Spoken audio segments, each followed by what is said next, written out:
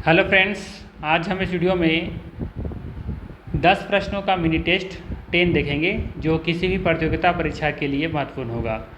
खासकर अगर आप बिहार के किसी भी प्रतियोगिता परीक्षा की तैयारी कर रहे हैं तो यह वीडियो आपके लिए और भी इम्पोर्टेंट होगा। तो चलिए फिर शुरू करते हैं आज का पहला सवाल से। आज का पहला सवाल है, 1815 में नेपोलियन के पतन के बाद फ्रांस में पुनः एक क्रांति हुई जिसे जुलाई क्रांति नाम से भी जाना जाता है। यह क्रांति किस वर्ष की है? 1817, 1820, 1830। सही आंसर होगा, ध्यान रखिएगा, 1830।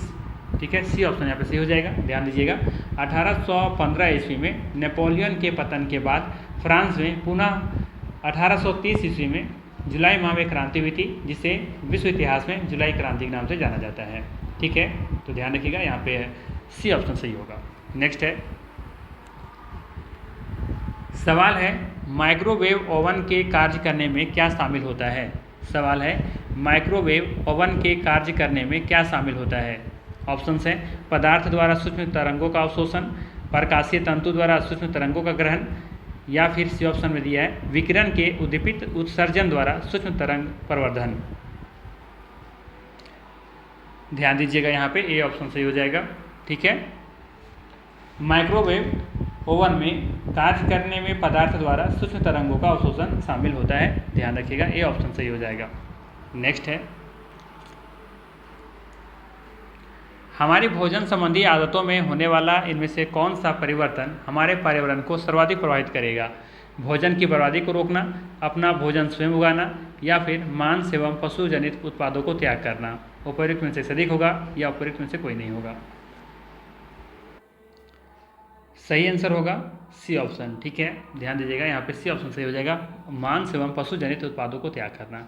अगर आप मांस और पशु जनित उत्पादों को त्याग करते हैं तो ये क्या करेगा? पर्यावरण को सर्वाधिक प्रभावित करेगा।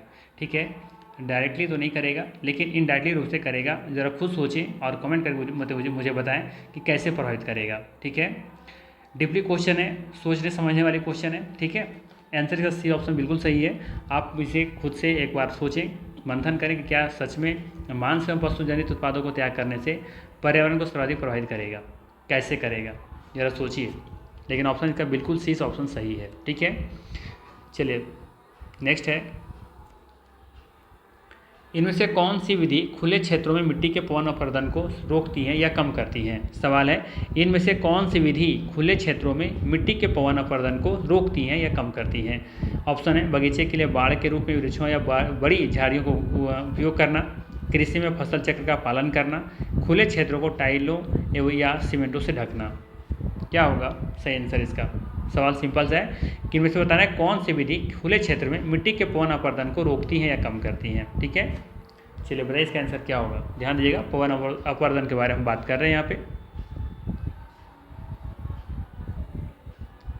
सही आंसर होगा ए ऑप्शन। ठीक है, बगीचों के लिए बाड़ के रूप में वृक्षों या बड़ी झाड़ियों का उपयोग करना, इससे क्या होगा कि पवन अपरदन से यहाँ पे देखिए मिट्टी का जो कटाव वो होगा वो कम होगा। ठीक है, मिट्टी का अपरदन कम हो जाएगा। ठीक है, यदि हम क्या कर रहे हैं बगीचे के लिए बाड़ का के रूप में यदि हम वृक्ष का प्रयोग कर रहे हैं या बड़ी झाड़ियों का उपयोग कर रहे हैं तो। ठीक है, नेक्स्ट है, यदि ओजोन की परत पतली हो जाए तो उसका क्या प्रभाव पड़ेगा? पुनर्वितरण की वजह से ओजोन छिद्र बंद हो जाएगा, त्वचा के कैंसर के मामले बढ़ेंगे, धरती का तापमान बढ़ेगा, उपयुक्त में से अधिक होगा या उपयुक्त में से कोई नहीं होगा? सही आंसर होगा ऑप्शन नंबर यहाँ पे बी। ठीक है, त्वचा के कैंसर के मामले बढ़ेंगे। ठीक है, ध्यान रखिएगा, यहाँ पे बी ऑप्शन बिल्कुल सही है। साथ ही ये भी ध्यान रखिएगा कि ओजोन है वो कहाँ पाया जाता है? समताप मंडल में, समताप मंडल में। ठीक है,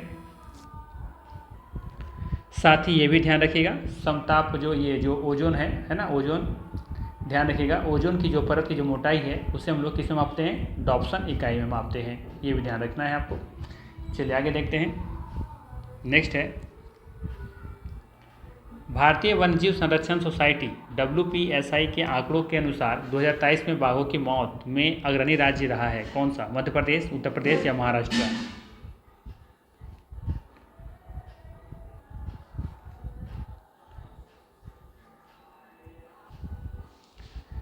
ध्यान दीजिएगा, महाराष्ट्र देखेंगे यहाँ पे सही आंसर होगा। महाराष्ट्र में देखेंगे एक रिपोर्ट के अनुसार 52 बाघों की मृत्यु हुई है यहाँ पे 2023 में। ठीक है, तो यहाँ पे सही आंसर हो जाएगा महाराष्ट्र।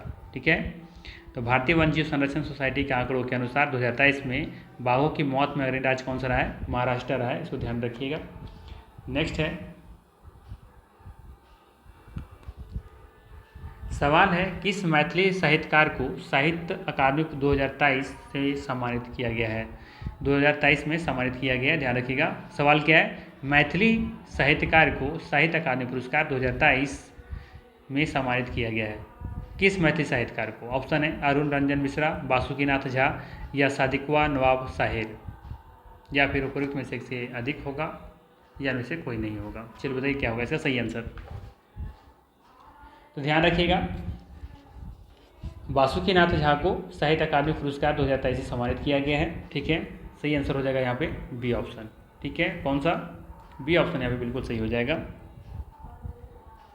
ध्यान रखिएगा, डॉक्टर बासुकीनाथ झा को उनके निबंध जो है बोध संकेतन, ठीक है, क्या नाम है? बोध संकेतन,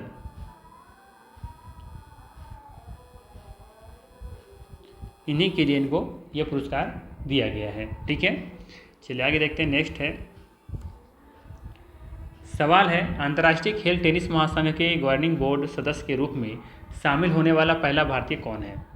सवाल है अंतर्राष्ट्रीय खेल टेनिस महासंघ के गवर्निंग बोर्ड सदस्य के रूप में शामिल होने वाला पहला भारतीय कौन है? सुकृता पाल, विटा दानी या फिर महेंद्र सिंह धोनी, उपयुक्त में से अधिक या में से कोई नहीं। सही आंसर हो जाएगा विटा दानी। ठीक है, ध्यान रखिएगा, यहाँ पे बी ऑप्शन बिल्कुल सही हो जाएगा। अंतर्राष्ट्रीय टेबल टेनिस महासंघ के गवर्निंग बोर्ड सदस्य के रूप में शामिल होने वाला पहला भारतीय विटा दानी है। ठीक है, ध्यान रखिएगा, यहाँ पे बी ऑप्शन बिल्कुल सही हो जाएगा। बात करें यहाँ पे टेनिस के बारे में, तो टेनिस ध्यान रखिएगा कि चीन का एक राष्ट्रीय खेल भी है। ठीक है, चलिए आगे देखते हैं। नेक्स्ट है, वियना कांग्रेस निम्न में से किस वर्ष हुआ था? सवाल है वियना कांग्रेस जो हुआ था वो किस वर्ष हुआ था? 1808 ईस्वी में, 1809 ईस्वी में, 1815 ईस्वी में? सही आंसर है 1815 ईस्वी, अर्थात सी ऑप्शन यहाँ पे सही हो जाएगा। और आज का अंतिम प्रश्न है, वर्ष 1848 को यूरोप में क्रांतियों का वर्ष कहा जाता है। ठीक है, 1848 को यूरोप में क्रांतियों का वर्ष कहा जाता है। इसकी शुरुआत किस देश से हुई थी? इटली से, इंग्लैंड से या फिर ऑस्ट्रिया से? सही आंसर हो जाएगा इटली। ठीक है, ए ऑप्शन यहाँ पे बिल्कुल सही हो जाएगा। तो ये था मोस्ट इंपॉर्टेंट 10 MCQ। ठीक है, वीडियो अगर अच्छा लगा तो लाइक ज़रूर कीजिएगा। बाकी मिलते हैं हम लोग फिर नेक्स्ट वीडियो में। Thanks for watching.